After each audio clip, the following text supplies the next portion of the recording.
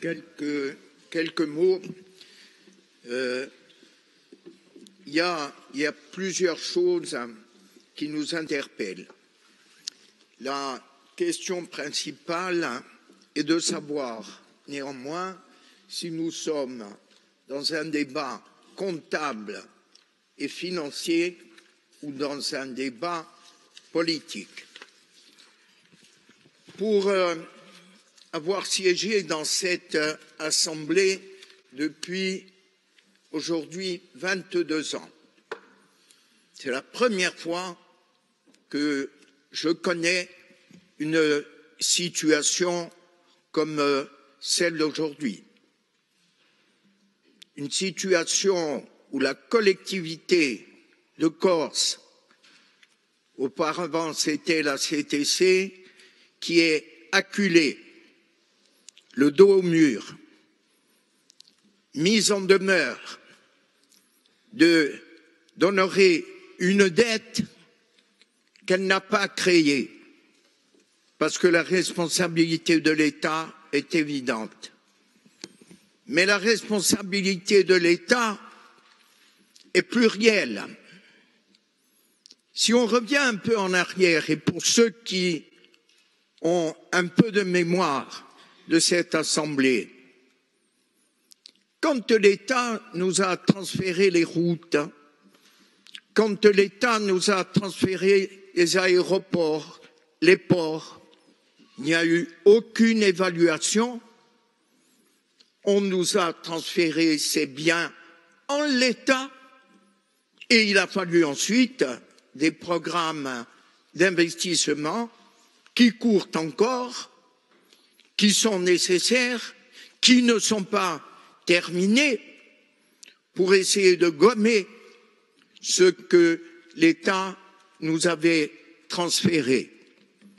Donc il faut avoir une vision d'ensemble.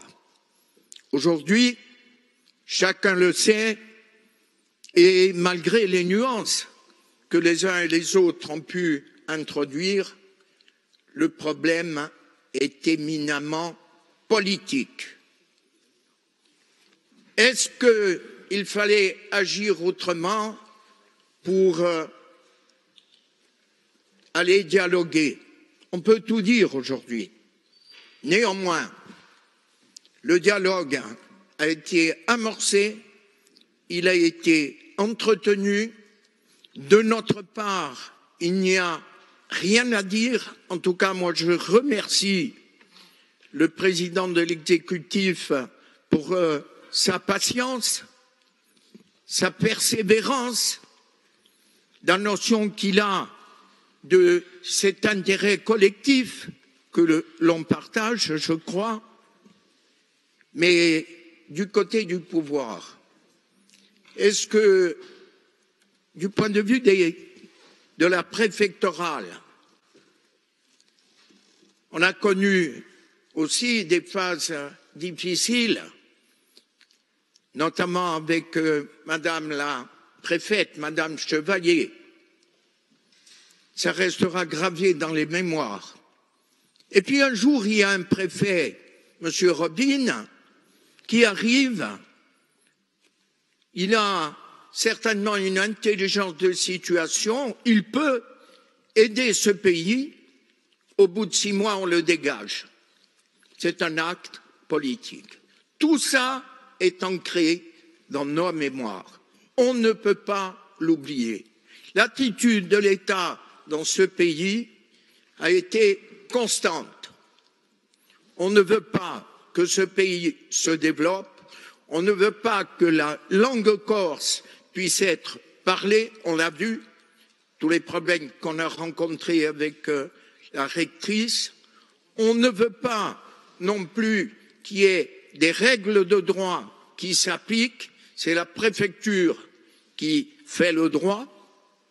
Donc, on est au bout d'un système. J'ai apprécié à la fois l'intervention de Paul et puis de Paul Félix. J'ai apprécié pourquoi? Parce que, au-delà du préjugé que qu'ils peuvent avoir, et c'est normal, représentant une sensibilité particulière de cette Assemblée, il y avait la sincérité qui commande. Parce que dans des circonstances comme on les connaît aujourd'hui, il faut savoir ce que l'on dit, ce que l'on pense, être honnête. Ce qui arrive aujourd'hui à la collectivité nous arrive à tous, quelles que soient les sensibilités que l'on peut avoir. Oui, on va continuer à discuter, à négocier, à dialoguer, Monsieur le Président. C'est le choix que l'on a fait. C'est la démocratie. C'est la volonté aussi de tous ces électeurs qui nous ont portés ici à l'Assemblée de Corse. Doit-on aujourd'hui payer une dette que l'on n'a pas créée? Je pense que la réponse est claire. Monsieur le Président, nous vous soutenons. Nous sommes tout à fait d'accord avec le choix que vous avez fait. Et il y a aujourd'hui, que l'on veuille ou non, une épreuve de force. Nous sommes tout à fait à vos côtés.